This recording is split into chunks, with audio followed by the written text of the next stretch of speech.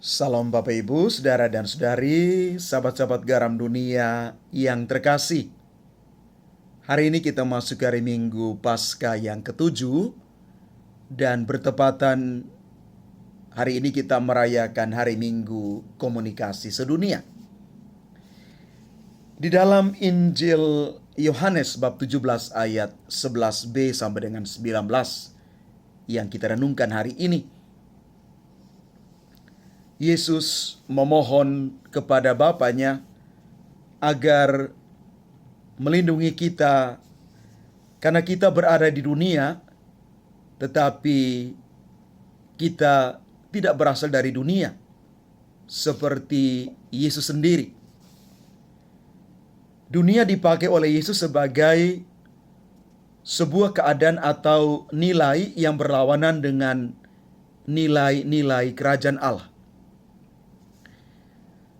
Para murid telah dipilih dan dipanggil oleh Tuhan untuk masuk dalam kerajaan Allah dengan nilai-nilai Injili yang menyelamatkan.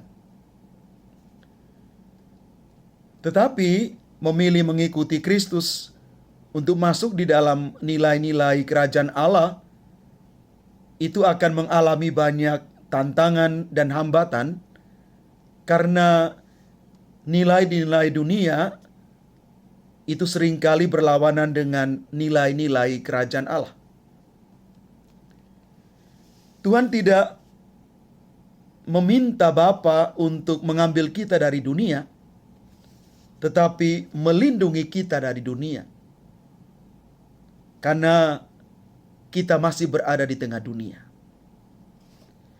Selain supaya kita selamat dan aman, kita juga bisa mewartakan dan mewarnai dunia dengan nilai-nilai kerajaan Allah. Sehingga harapannya pada akhirnya kita bisa mengalami hidup di dunia seperti di surga. Maka di sini dibutuhkan perlindungan dan berkat dari Tuhan sendiri. Tuhan mengajar kita agar tulus seperti merpati dan cerdik seperti ular.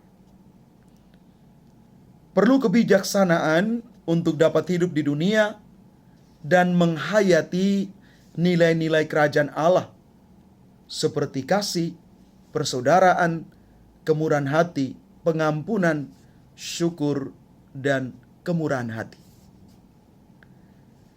Untuk menghasilkan buah-buah roh itu, kita juga harus hidup digerakkan oleh Roh Kudus. Roh Kudus akan membimbing kita kepada segala kebenaran. Roh Kudus akan menuntun kita untuk terus-menerus mengikuti Yesus, hidup di dalam kasih dan kepercayaan penuh kepada Allah yang dengan bijaksana menyelenggarakan kehidupan itu. Keterbukaan akan bimbingan Tuhan sangat penting untuk membantu kita sepenuhnya yakin dan percaya kepada Tuhan dan mengandalkan bimbingannya. Maka di dalam bacaan kedua hari ini, di dalam 1 Yohanes bab 4 ayat 11 sampai dengan 16, tertulis demikian: siapa saja yang tetap berada di dalam kasih, ia tetap berada di dalam Allah dan Allah di dalam dia. Maka Bapak Ibu, Saudara dan Saudari yang terkasih, kita membangun jembatan kasih di dalam membangun komunikasi yang baik, benar, dan sehat di antara kita. Komunikasi dari hati ke hati. Komunikasi yang bukan basa-basi, tetapi komunikasi yang keluar dari satu pengalaman kasih yang mendalam.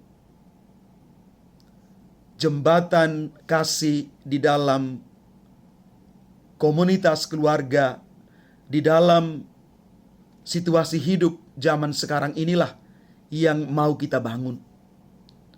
Semoga semangat kasih ini terus digelorakan.